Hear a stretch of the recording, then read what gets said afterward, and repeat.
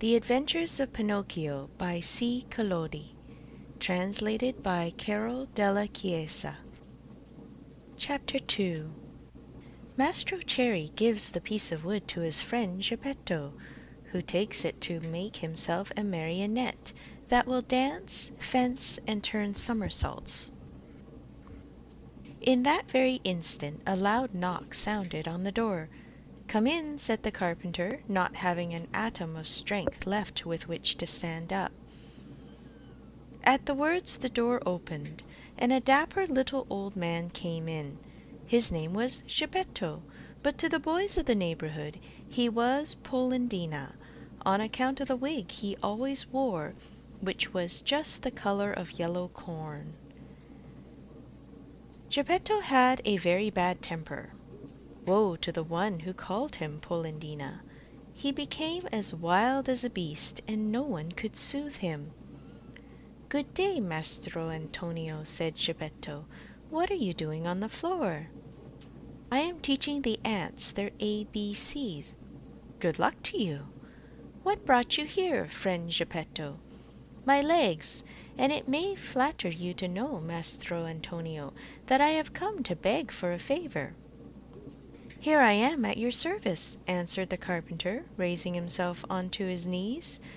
"This morning a fine idea came to me." "Let's hear it." "I thought of making myself a beautiful wooden marionette.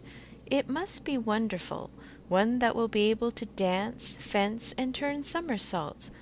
With it I intend to go around the world, to earn my crust of bread and cup of wine. What do you think of it?" "Bravo, Polendina!" cried the same tiny voice which came from no one knew where. On hearing himself called Polendina, Mastro Geppetto turned the color of a red pepper, and facing the carpenter said to him angrily, "Why do you insult me?" "Who is insulting you? You called me Polendina." "I did not." "I suppose you think I did, yet I know it was you." "No, yes, no, yes!"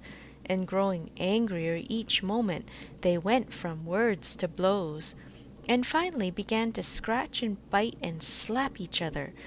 When the fight was over, Mastro Antonio had Geppetto's yellow wig in his hands, and Geppetto found the carpenter's curly wig in his mouth. "Give me back my wig!" shouted Mastro Antonio in a surly voice. "You return mine, and we'll be friends."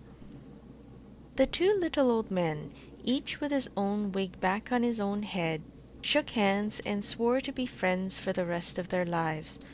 "Well then, Mastro Geppetto," said the carpenter, to show he bore him no ill will, "what is it you want?" "I want a piece of wood to make a marionette. Will you give it to me?" Mastro Antonio, very glad indeed, went immediately to his bench to get the piece of wood which had frightened him so much. But as he was about to give it to his friend, with a violent jerk it slipped out of his hands and hit against poor Geppetto's thin legs. "Ah, is this the gentle way, Mastro Antonio, in which you make your gifts? You have made me almost lame. I swear to you I did not do it. It was I, of course. It is the fault of this piece of wood. You're right, but remember you were the one to throw it at my legs." "I did not throw it."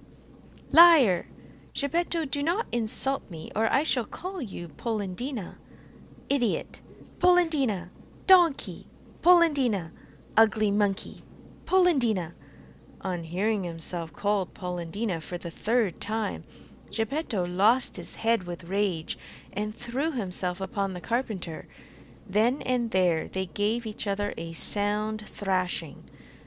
After this fight, Mastro Antonio had 2 more scratches on his nose, and Geppetto had 2 buttons missing from his coat.